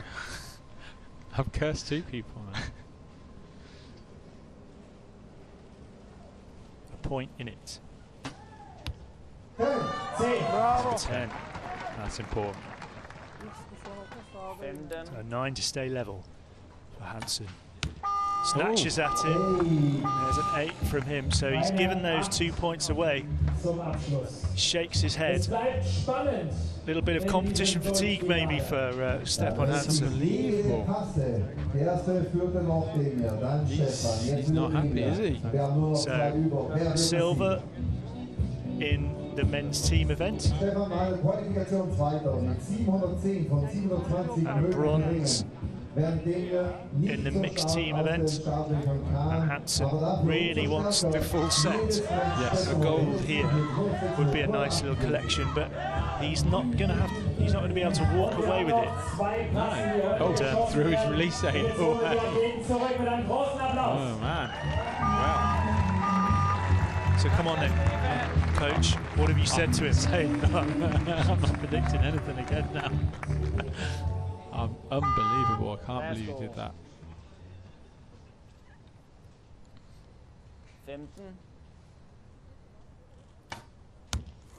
9. Not an immediate recovery. Little fiddle with the equipment. He's not settled at all. McGackley, who marched onto the playing surface and folded his arms as he stood on the shooting line, said, "I'm here, you're going to have to beat me."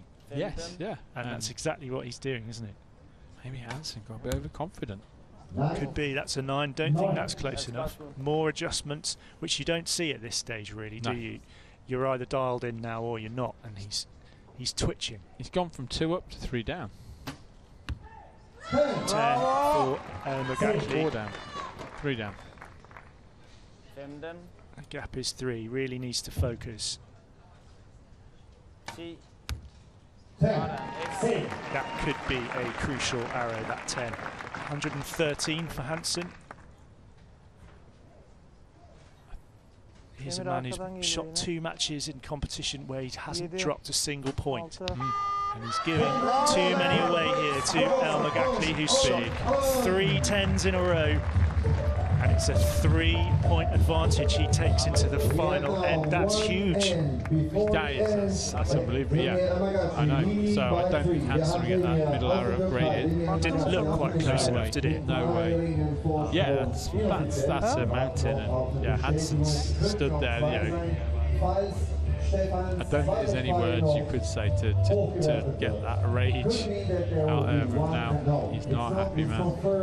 But it's a thing about archery, isn't it? It's not what your opponent does to you, it's kind of what you do to yourself, isn't it? Yeah, that's what I said.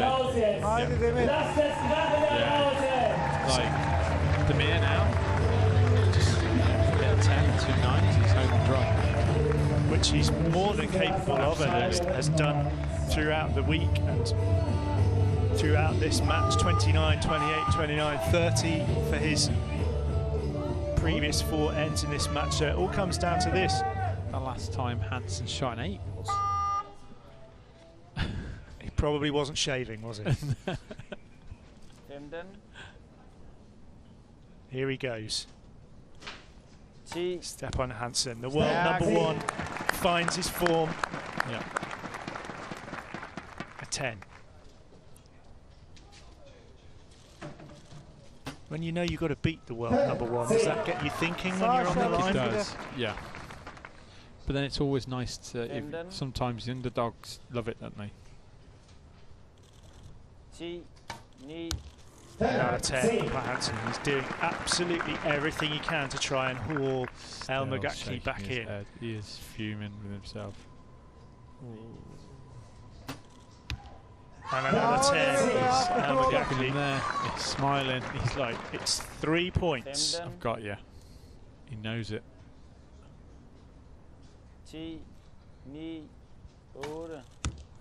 And an 8 from Hansen, 141 points for him, his lowest match score of the week. It's all there for McGackley, and he finishes with 3 perfect arrows. Wow. 10, 10, 10 for Demir. McGackley, what a victory. He's beaten the world #1. He's put the shift in throughout this whole week here in Berlin. Wow. And what a performance. That's stunning. I'm lost for words. I don't know what happened to Stephan Hansen then. I don't know if it's his new bow. He's only had that bow a few days, but he shot so brilliantly in the previous two matches. I mean, I know he didn't come out on top in the match against the USA in the team round. I know. And he's got his bronze medal in the mixed team. Yeah. But he looked fatigued there. He did. He had a bad arrow, didn't go his way. He didn't recover. Remember I said about keeping your head up, keeping believing. So he messed with his release aid. Wow, he is so unhappy. He's left the stage already. That's quite something, isn't it? You know, those are the contrasts of the sport, aren't we? We've seen the bronze medal match contested between two great friends and countrymen trying to put on a show for the crowd, which they did, and very relaxed and very smiley throughout. And then here, the tension was on a knife edge. They barely looked at each other, those two archers. I know. And you know, he will be scratching his head, won't he? Difference between first and second, though, because there's a lot of prize money on the line for the first place compared to second. But look at that, he absolutely loved that, didn't he? He did, and the crowd loved it too. And it's really great to see a victory that the crowd probably didn't expect, actually. Yeah, absolutely. Such an impressive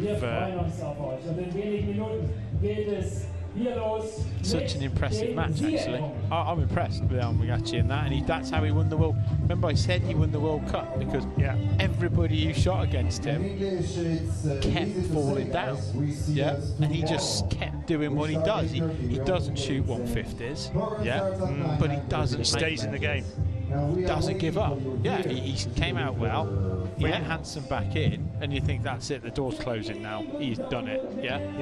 And then Hansen went mad and shot an 8, and he jumped straight back in and thought, I'm having this, and he did it. Yeah. So he's 10th in the world at the moment. At Almagachi, 26 years of age. 9.7 is arrow average. The 59% match win rate for someone like that. Right at the top, it's not quite enough for you to be able to claim that you're the best of the best, is it? But you look at his record, you know, in Antalya in the World Championships, in the juniors, actually, he was an individual silver medalist in 2008, and then he stepped up to the World Cup circuit. No places actually on the podium for him up to now, but he's qualified for Rome, and he's done it in style here in Berlin. Absolutely. So he got to Mexico that day. No one really heard of him. He walks away with in 2015 World Cup. You know, he beat Mike Schlosser in the final in that. Yeah, you don't see that every day. Schlosser shot an 8, I think, that day, and what the hell, Mr. Perfect shoots 8s and jumped straight in there, snatched it. So no, great day for Jonathan, but not so much for a teammate Hansen there. Absolutely. We'll just run through the names who have qualified for Rome. So Stephan Hansen of Denmark, Steve Hansen of the USA, Braden Gellerton of the USA, Mike Schlosser, who's the defending champion from the Netherlands, Demir Almagakli, you've just seen from Turkey, Pierre-Julien Deloche, who was a hero for France earlier in the day, shot very well, and Andreas Darum, the other Danish archer, and then Italy will take a guess. I'm going to guess it'll be Pagny, who's won it 3 times. You would say that's who you'd put in, isn't it? So we're into the medal ceremonies here, and this is the compound mixed team event. So the medals will be presented by Eva Tesson, who is the World Archery Executive Board member. And Gerhard Fournier will present the gifts. He's the German Shooting Sports and Archery Federation Vice President, and his country have done us proud here this week. It's been a great week, hasn't it, in Berlin? They've really done a good job considering it's their first tournament. That's the question you asked earlier, and this is one of the best events I've ever been to. So people say, what's the best event? It's a really hard question, you know, but they're all different. This is right up there, as I said, with everything I've been to. This finals venue was awesome. You know, just stood up there as a coach earlier. It felt special. So to shoot on there, even better. yeah, already looking forward to coming back next year. So in these historic surroundings, Tonya Jetson and Stephan Hansen on to the 3rd place spot for their bronze medal in the mixed team. Really impressed with Tonya Jetson this season. You know, only young, 21, isn't she? And nerves of steel, and just really capable of just, when you're in a pressure situation of match play, she just looks so calm, isn't she? Yeah, and she's the one who brought the Lopez win streak to an end, wasn't she? That's right, Antalya, yeah. And went on to win Antalya as well, so deserves. She's the Las Vegas champion as well this year, which is incredible. Mexico. And here, the team from Mexico in their Day of the Dead shirts. I love one of those shirts. Well, you've said it now. It's going to happen, isn't it? You've said it on television that you want one of those. I really want one of those. You've got to love the merchandising, haven't you? Congratulations to Linda Ochoa Anderson and Julio Fierro. The silver medal for them. Yeah, they never really got going in the silver medal match, did they? But America were absolutely dominating. Yeah, that's true. But they'll have home advantage in the World Champs in 6 to 8 weeks' time, and this is a great platform for them now to shoot well on home soil, isn't it? Absolutely, yeah. Mexico, you always got to watch out for them with the compounds. They are always good. There's some decent recurve archers in Mexico as well, aren't there? So they'll be looking forward to that. But there's some tough opponents from around the world, not the least these two, Paige Gore and Braden Gallatin of the USA. He's very pernickety about getting that medal around his neck. That's the 2nd time he's taken one of those off and put it back on properly. Can't imagine what he's like around the house. So many archers are just the most OCD people you'll ever meet. There's a lot to fiddle with, isn't there? Yeah. When you watch something like tennis and the way the Nadals of this world adjust every last little bit of clothing every time before they get as good before they serve. That's the archers do that too, don't they? But if you're gonna pick a man of the match or a man of the day for me, Gallatin today, he's been outstanding.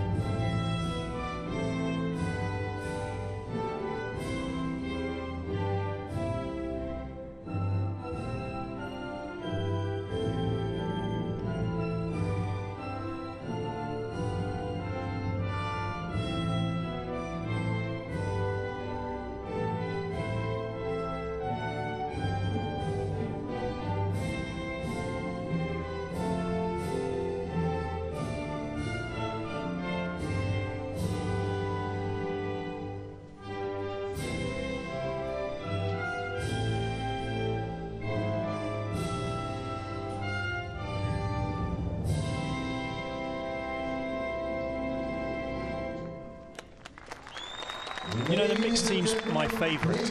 Really? Yeah, I love seeing. One of the great appeals for me about archery is the way that the men and the women can shoot together. Yes.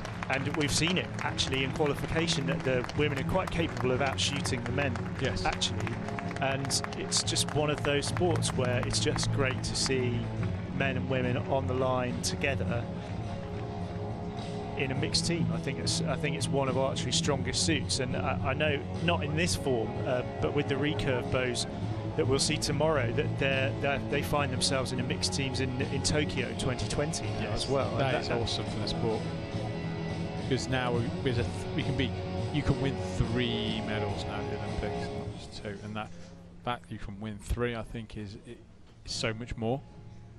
That you get a triple gold at one Olympics. That's pretty special. It is, isn't it? And there'll be people who believe they can do that. Yeah, lots to look forward to for Tokyo, but plenty else to look forward to in between now and then. Not least the World Cup finals in Rome at the first weekend of September, and then off to the World Championships in Mexico City, which is another one I'm hoping to be at as well, actually. There's Amélie Sansoneau of France in the crowd there. performed very creditably earlier in the day. But now we're looking at the compound women's individual medal ceremony. And this was great to watch. I was really impressed with all three of these archers, actually, and what they were capable of. Two archers we don't know perhaps quite so much about in Delat and Bostan, but they both shot brilliantly. Delat just had fun, didn't she? Compared to the gold medal pair, you know, looks so tense. But no, Delat really went out there to have fun against Ocher Anderson, who looked tense, not tight, not so relaxed. So no, it was brilliant. So applause from the crowd. We're getting towards the end of the day here in Berlin. Fair play to the people who sat in the crowd all day watching today. It's really not been a pleasant day to be sat outside in open seats, but they're all well wrapped up and got some umbrellas. Apparently the store around the corner ran out of umbrellas this morning. I'm not surprised. Perhaps I have to get some more in for tomorrow. I'm not quite sure what the forecast is. But Maria Scarcella, the World Archery First Vice President and World Archery Europe President, presents the medals. There's one bronze medal there for Sanne Delat of the Netherlands, who gets a check. Lovely big medals. And a present from Heinz Helmut Fischer, who is the German Shooting Sports and Archery Federation Honorary President. That's the presentation part of this medal ceremony. And here is Yesim Bostan of Turkey, pleased with her week's work. A silver medal for her from Mario Scarcella there. She was so close to taking that. That's arrow, wasn't it? Last arrow.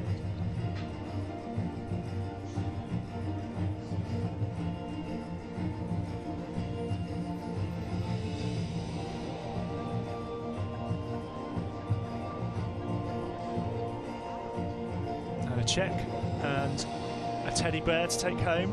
Yeah. They don't actually take those checks, do they? They'd be a nightmare to get on the plane. No, they are a nightmare.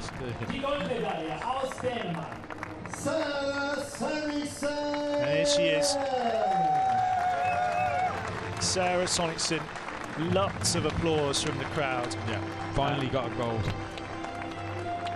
Yeah, and you can see a little bit of relief about that on her face, actually, can't you? That she's got over the line, and psychologically that's a huge barrier to get through, isn't it? And something that set her up for Rome and for Mexico. Yes. So she'll, you know, she will want to be world champion this year. She's been in a couple of finals this year already, you know, Shanghai and Antalya. Do you think she's got it in her? Answer that question in a second when we hear the anthem.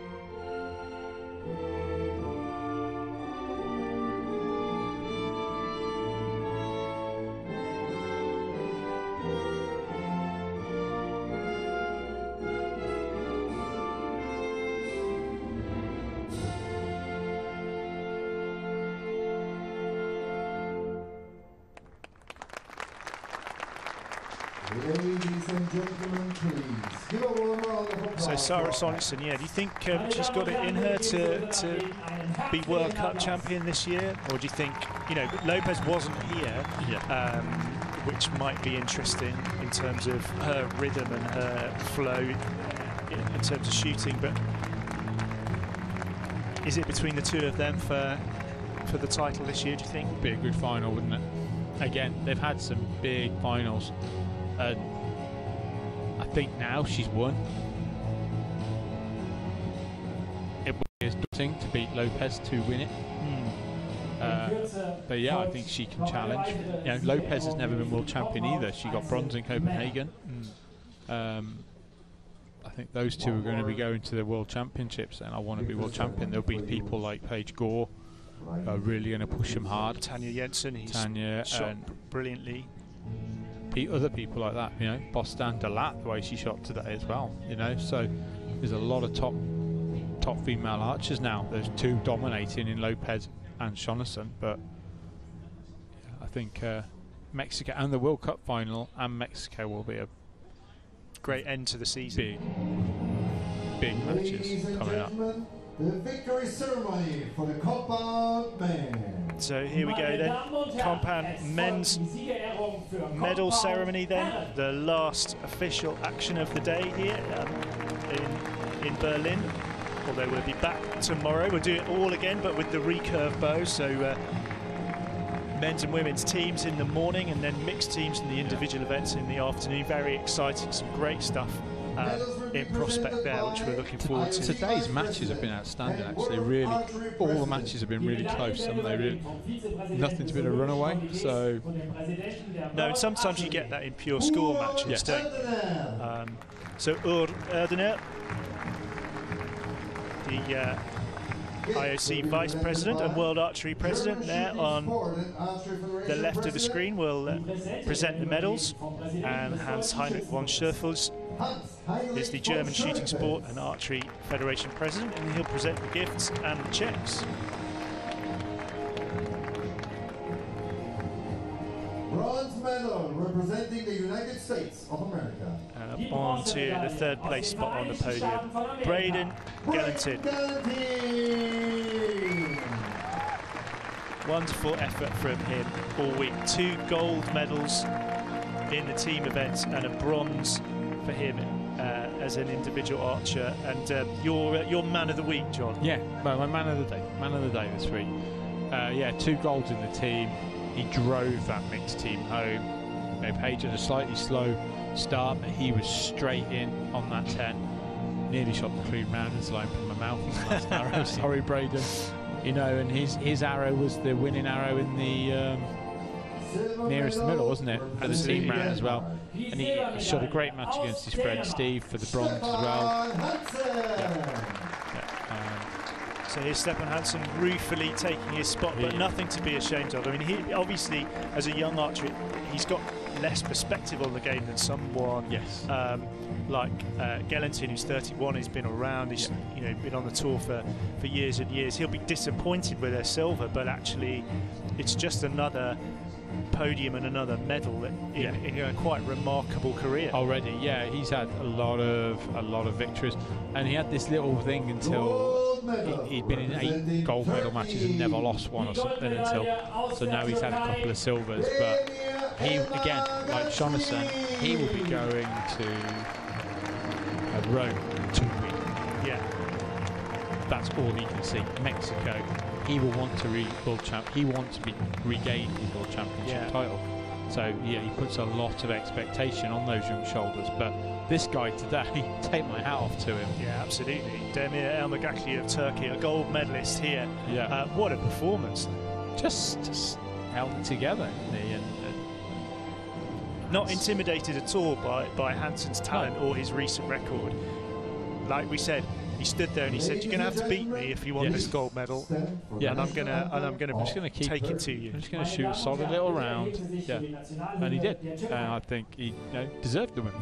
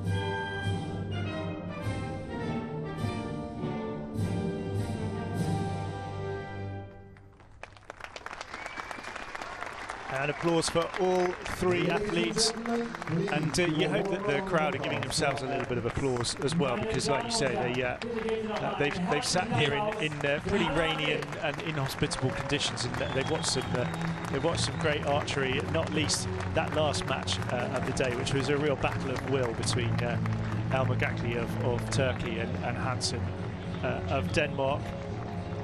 Going back to Rome. We know the lineup. We'll just run through those again. Yeah. Sonicson of Denmark, Lopez of Colombia, Priels of Belgium, Marcus of Spain, Jensen of Denmark, Barachi of Iran, Bostan of Turkey are the archers who are locked in for the individual competition.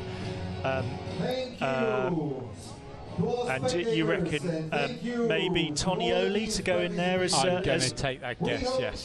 Because that would lock up a pretty tidy doubles mixed team, team with Pagny for the men, wouldn't it? Yeah. And the men of Hansen and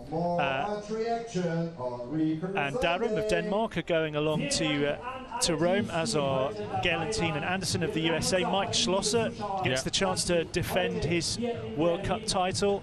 Demir Almagakli, our gold medalist here, will also be going, and Pierre-Julien Deloche of France, a former world #1, right back on form this season, and that's going to be cracking as well, isn't it? It's absolutely incredible. 1, 2, 3, 4 of those guys, if it is Pagny, will have won the title more than once. Gelantine and Pagny are both more than double champions. I think Pagny's a 3-time champion. Incredible lineup. Call a winner. Might as well pull a name out of a hat. Yeah, absolutely. John, thank you so much for joining me in the commentary box today. It's been great to have you here.